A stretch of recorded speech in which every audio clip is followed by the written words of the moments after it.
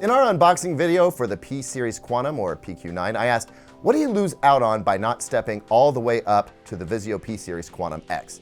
Today, we're going to find out.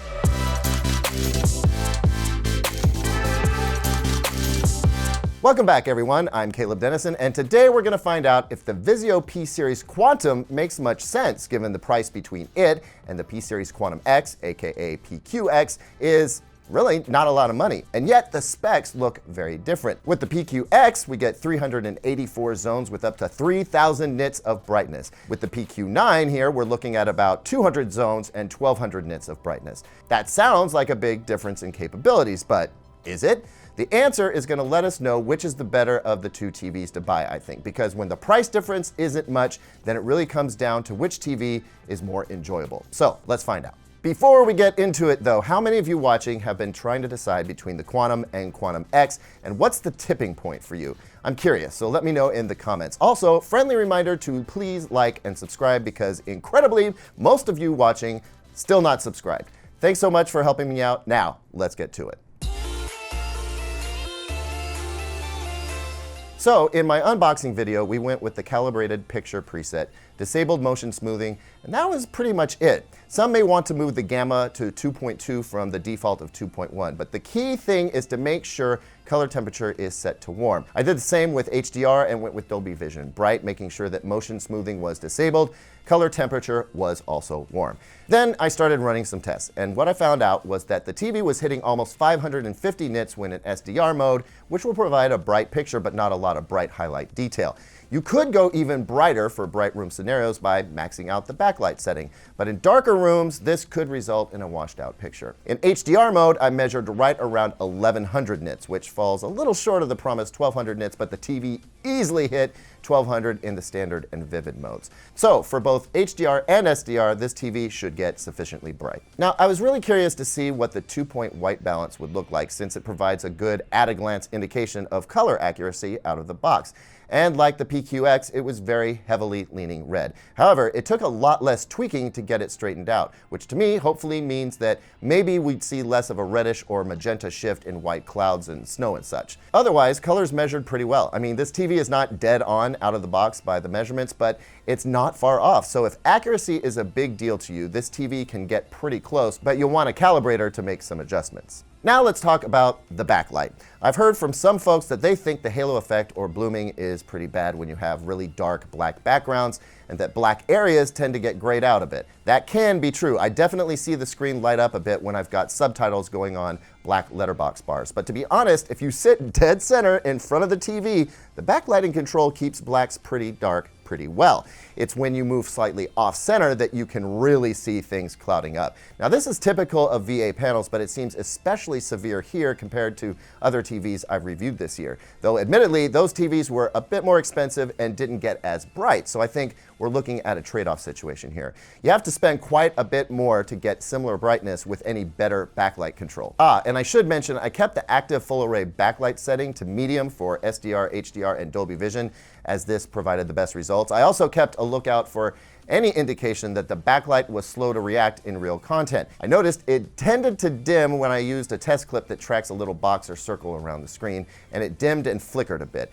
What I'm seeing in other areas, like when I pull up the settings menu, then back out of it, is that the backlighting is slow to react. I can also see it changing its behavior when we see loading logos like this one from the Xbox. It starts out looking normal, then we start seeing shadows following it at the perimeter. Even just pulling out of Netflix shows to the show's title screen, you can see it dim, then brighten back up as it's figuring out what to do.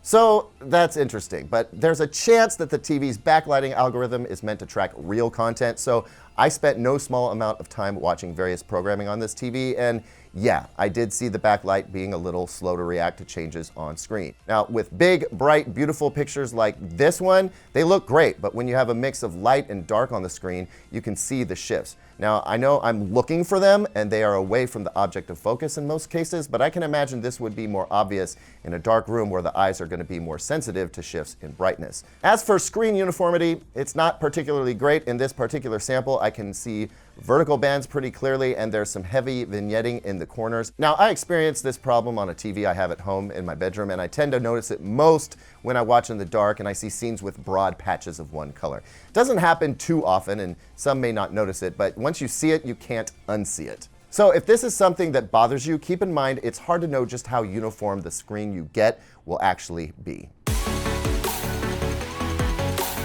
Looking at color, what I noticed was less of the red shift in the brightest whites than I saw on the PQX. Now this may be just because the TV doesn't get as bright, but it is less severe and therefore less noticeable when watching real content. That I consider an advantage. Broadly speaking, color looks rich and vibrant on this TV for TV shows and movies. It's definitely pleasing to look at, which is to say that there's nothing off-putting that I think the average viewer is going to detect. Motion looks good for 24 FPS content. There's no serious judder with film mode turned on, but I can see some stutter with some 30 FPS content. Now you can get rid of that using motion interpolation, but then you get soap opera effect, which bothers me even more since it's in my face all the time. As for other processing, I'll say it is pretty good most of the time. When there's an abundance of fine detail to track, you may see some shimmering, and we've seen that on a lot of TVs this year. Something about having really high brightness with really fine detail seems to be tricky for processors right now.